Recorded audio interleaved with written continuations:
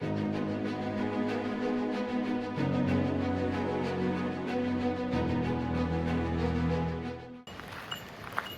here we are. It is 4:15 in the morning, and I am getting started on the mist trail on my way to Half Dome.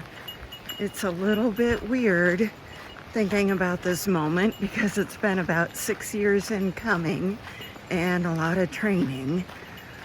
I'd have a camera on me, but it's so dark, and with the headlamp, it just doesn't quite look right. But here's what Yosemite looks like at 4:15 in the morning. I will be checking in throughout the trail, but it is kind of nice. A little bit scary with all the bears, but I can hear the river off to my right. Probably all you hear are the bear bells, but here's to a good hike. Here we are at the Vernal Footbridge. You can mostly hear it rather than see it, but the force of the water is pretty amazing. Even just in the first mile, the hike kind of attacks you with a good uphill. Nice warm-up for what's ahead.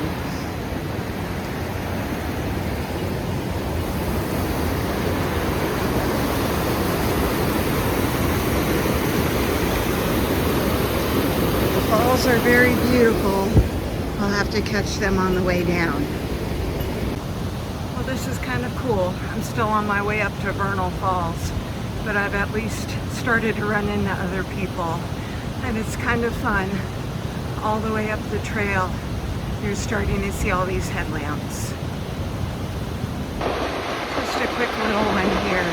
I'm about halfway up Vernal Falls, and it is just so incredibly loud. The other thing is the amount of stars up here are just gorgeous. Probably can't see them too well, but they are amazing. You probably can't see it very well, but I am very much at the top of Vernal Falls. About to turn right and keep heading down the mist trail. One thing I forgot to mention earlier is just how warm it is. It's already over 70 degrees, and it's probably a little bit past 5 in the morning. Going to be a hot one today.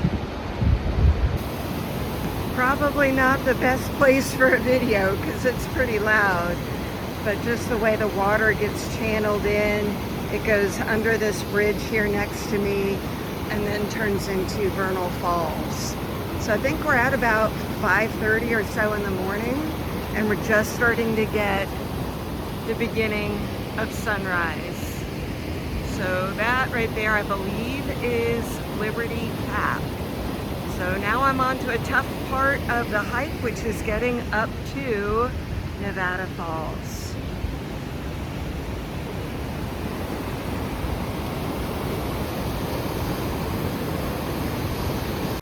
Oh, and before I forget, hiking at night has been a different experience. Very glad to have the headlamp, but you should also know your trail and know where you're going and have some kind of app like All Trails. There's a couple in front of me, they have no idea where the trail is, and every time I catch up to them, they're like, are we going the right way? Is this the way to Half Dome? I'm like, how the heck can you go on an 18-mile hike and not know where you're going? But check in with you in a bit. Here I am at the bottom of Nevada Falls. Hope I can get a better view, maybe one with fewer trees in the way. But it is kind of cool to watch the water cascade.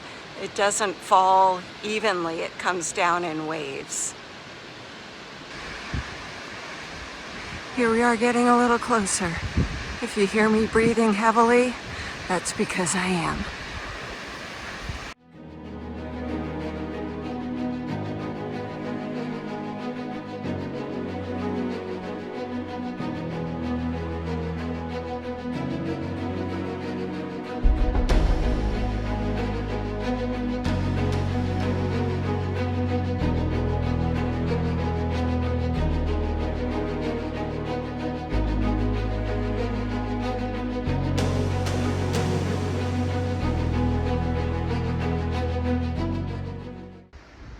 Off to my left here is Liberty Cap. Pretty cool exposed piece of granite. And here comes my trail. This is what I'll be following over to the campground. Some people have it nicknamed the Sand Highway. I'll be glad to get a little bit of a break from an uphill, but my legs are actually feeling pretty good. Yay, training. Can't completely tell yet, but I wonder if that's my very first peak of Half Dome. Oh my goodness. Sometimes I think I must be crazy. So yes, I do think that was my first glimpse of Half Dome. And looking up there on the very right side, I see people working their way up the cables. Yes, this early in the morning. I think they probably started at the campground. All right, so before I said I was about to hit the Sand Highway, now I really have. It's kind of like the beach. It's hard to walk on and it just gives under your feet. But I think I am pretty close to the campground as things have flattened out and the river is a bit calmer. So it looks like a beautiful day for hiking. Nice little lake over here. Oh my goodness, the water is so clear. You can just see right to the bottom of the river. Beautiful. I think I'm gonna dip my bag in here and get a little bit of water to filter.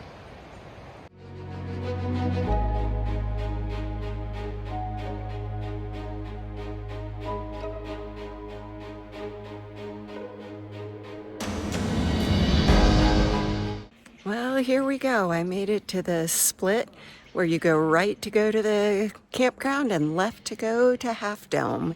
It is about 7 a.m. I'm about halfway through my hike.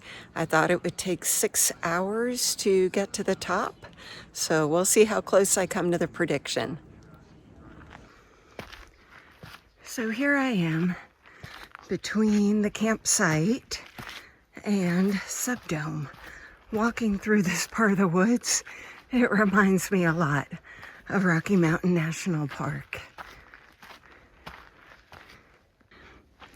Of course, 2 minutes after I took my last little clip, I come into a different section of forest where these trees are just huge.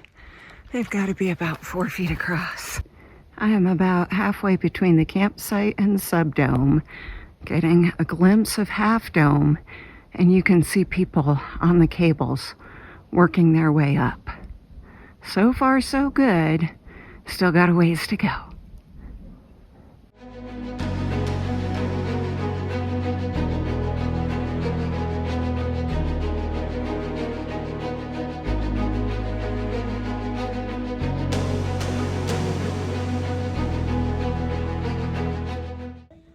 I am still heading up, not quite to the permit checkpoint and not quite to Subdome yet. But the view here is just absolutely amazing. And I got the best tip from an 11-year-old who sat next to me on the plane. And that was to stash a bottle of water somewhere along the path. And that way you don't have to carry it the whole way up and the whole way back. So I think I might do that here at this spot. Let me see if I can flip around and give you guys a better view.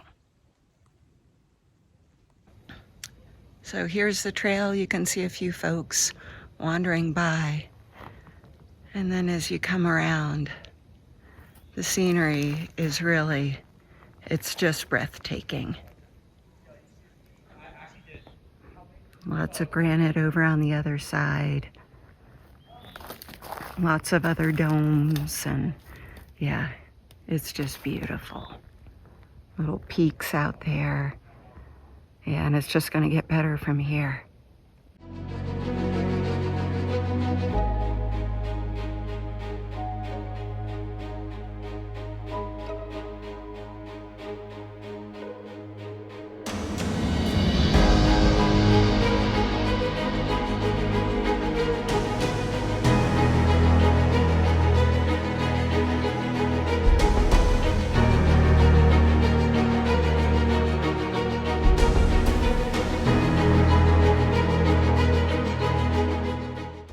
Well, with the sun you can't see it as well, but maybe I can get a little bit of this coming down. But you can see right where the glacier carved into the rock across the valley.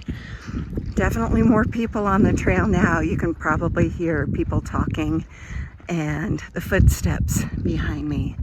But this is just absolutely beautiful. Real quick, here is the Subdome part of the trail. It's mostly rocks moved into stair steps just along the side of exposed granite. Pretty hot, although the rock doesn't seem hot itself, but it is a lot of fun to go up and down. Have you ever had one of those, oh my goodness, what was I thinking moments? I think I may be having one. Still a ways up, you can see Subdome in front of Half Dome here. Up towards the top of Half Dome, you can see people climbing the cables. That's going to be me in just a little while.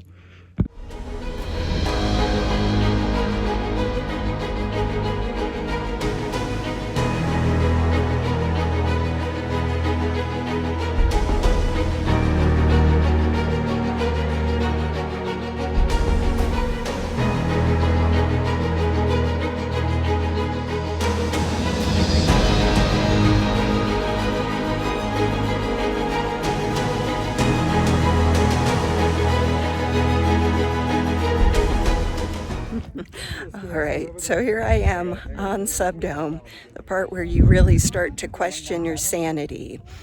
So I've had a drink of water, I've tucked everything in my bag, I've had a little snack. I'm about to put on my gloves and just start slowly making my way up. Everybody just kind of sits here and takes a minute, and yep, when you're ready, off you go. Well, here we are. I think it's one of those things you just have to make up your mind and put one foot in front of the other. So I'm here with my gloves, my grippy hiking shoes, and lots of new friends. So we'll see you at the top.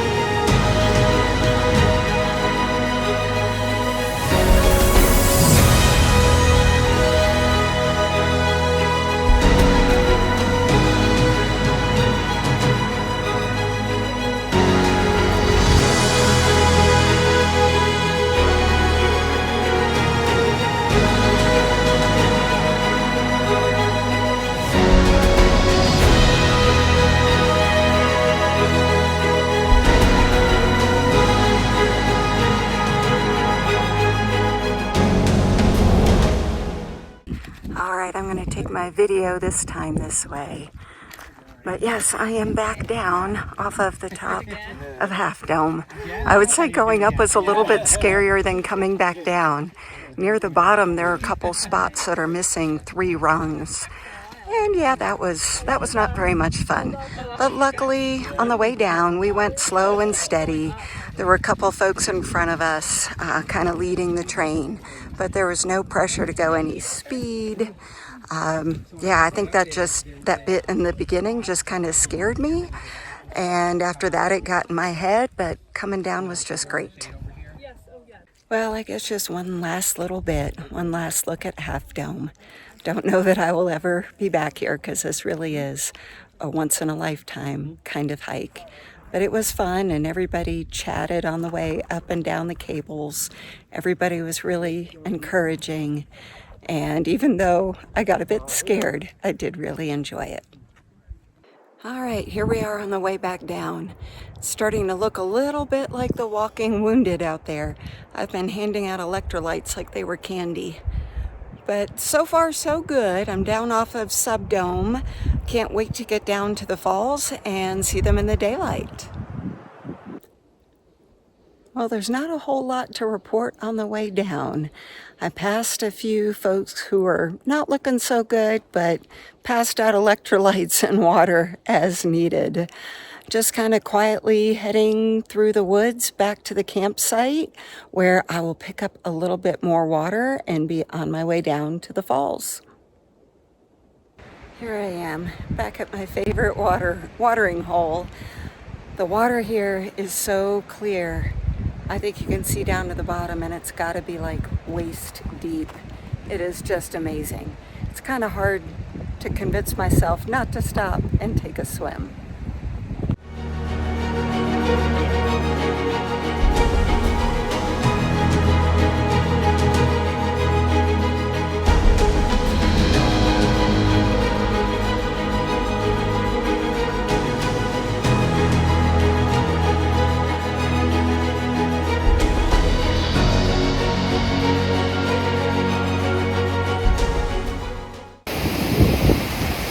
The very top of Nevada Falls, and the cascade starts, and it just goes way over the edge.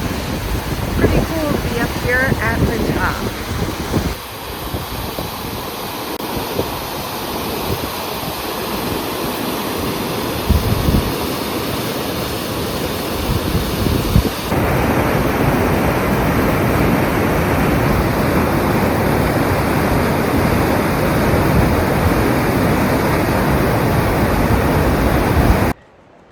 Well, I had some fun up at the top of Nevada Falls, and now I'm starting to pick my way back down the trail. It's a kind of tough decision because the John Muir Trail is longer, but it's a lot easier. Look at the pile of rocks behind me. That's the trail. Just beautiful. A couple minutes ago, I was up at the top.